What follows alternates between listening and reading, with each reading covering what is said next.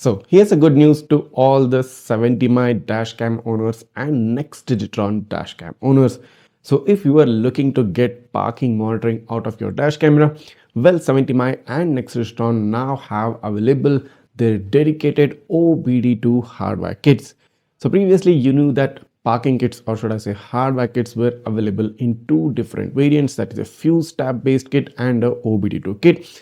And the OBD2 kit is one of the most latest iterations of a hardware kit, and this makes things so much easier. I mean, in the fuse tab based hardware kit, you had to hassle around with the fuse box of the car, you had to identify the correct fuse, you had to do the wiring. I mean, it was a bit detailed technical stuff which probably everyone did not understand, but the OBD2 kit takes away all those issues, because basically you can plug and play and get hardware kit system within your car in a matter of probably less than 5 seconds. That being said, let's quickly take a look at the 70mi OBD2 hardwire kit, which has some really cool features, some battery protection features and individual switches wherein you can control the cutoff voltage, and you can even set the time duration you want the hardwire kit to work on. All these stuff can be controlled via mechanical switches straight up on the OBD2 hardware kit. So let's jump in straight into the video and show you a quick unboxing of the hardware kit and all its different functions. Let's take a look. So here's the OBD2 kit for 70mi. You get this in a Nexdigitron branded cover, and you get certain other things in the packet. Let's quickly open it up. So first of all, you get this user guide card wherein you get this QR code which you can scan to get the installation instructions, and more specifically they have provided the OBD2 port location, the various different locations you can find in the car, and the dip switch setting as well.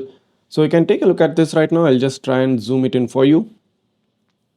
So here are the dip switch settings, which means you got two particular switches to set the cutoff voltage, and you got three switches to set the time duration setting.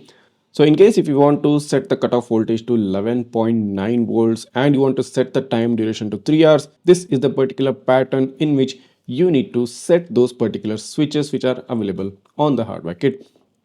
And if you want to have a 12.2 volts at 12 hours or 12.5 volts at any time, or should I say always on hardware kit. So just in case if you want to have like 11.9 volts and you want to set it at always, the first and second corresponding switch should be arranged in up and down pattern, and the time duration setting you should select these three bottom pattern switches. So you can alternate between any of these particulars and set according to your requirement. And at the bottom they've also highlighted what the indicator LED actually shows. So green light indicates a normal or a parking mode, and a red light LED indicator shows low voltage cutoff or no power outlet. So they've also given you a picture of the switches that are present on the hardware kit, so you can set them according to your requirement, and they've also given in detail the installation steps for this, and they've also provided how you can test the parking mode of the dash cam. So this is a pretty comprehensive in detail look at the hardware kit, so someone who is using it for the first time will find this user guide extremely useful. You also get a spare 3M sticker to like stick the control box of the hardware kit. And lastly, in the box, here is the main hardware kit right here. It says OBD2 right down here. So they have kind of changed the way the wire attaches to the main unit. So previously it used to be perpendicular, now it's kind of parallel to the switch pattern. So here are the pins inside the OBD port. But the main important, or should I say the hero of this, is this particular control box. So they've even given the same pictorial representation on the control box as well, so that you can set the cutoff voltage and set the time duration, and you have to set the switches accordingly. And where are the switches? Right down here. So these are the dip switches. So let me just try and zoom in it for you. So these are the dip switches. So you have to set each switch up or down according to the diagram they have provided right at the other side of the control box. So once you set that, you get that particular kind of voltage setting and the time duration. So just do note that the first, second switch correspond to the cutoff voltage, and the 3, 4, 5 switches correspond to the time duration.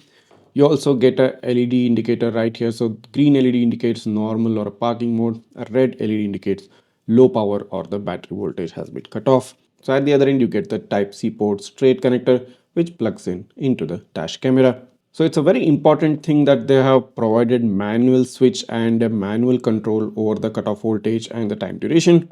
But the thing to note is that since these switches are very small, you might need some pin or some small accessory in order to move the switches around. And of course you can do them with your fingers, it's not like that, but you will probably need some nails, or for someone who has very large fingers, they might not be able to do this very easily and might not be able to move around the switches individually at complete ease. So that's just one thing which you need to take care of.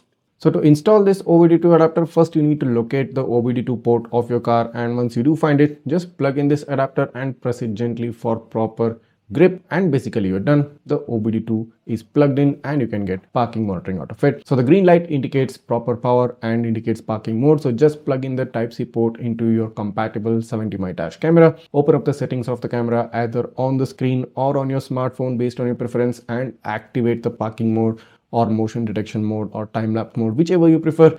Just do that and turn off the car and let it be off for about 5 to 10 minutes. And once that's completed, parking mode will automatically take over. So this is a demo of the AI motion detection which I activated on the 70mm Omni using this particular OBD2 hardware kit. So you can see that the camera is now tracking my motion since this is a 360-degree rotatable dash cam. So this is what you get once you get the OBD2 hardware kit. Basically plug and play, simple, easiest and the most convenient way of getting parking monitoring out of your 70mm or Nexdigitron dash camera. So this OBD2 hardware kit is currently available on the Nexdigitron website. It's not yet available on Amazon, but just in case if it does become available on Amazon, I'll give you the link for it as well. But right now I have given you the link for the Nexdigitron website. Just click down on the description and go ahead and buy this hardware kit for yourself. Now it may be possible that one or the other hardware kit may be out of stock due to increased demand. So just wait for a few days for the stock to come back and you can purchase it right away. And if you do have any queries or doubts regarding this particular hardware kit, you can always write that down in the comments. I'll try to get back to you as soon as possible. And if this video has helped you out in any way, I'm quite sure it has, go ahead, hit that subscribe button of my channel right now. Smash that like button and share this video with all your friends who already have 70mm or Nexdigitron dash cams or are planning on getting these particular dash cameras.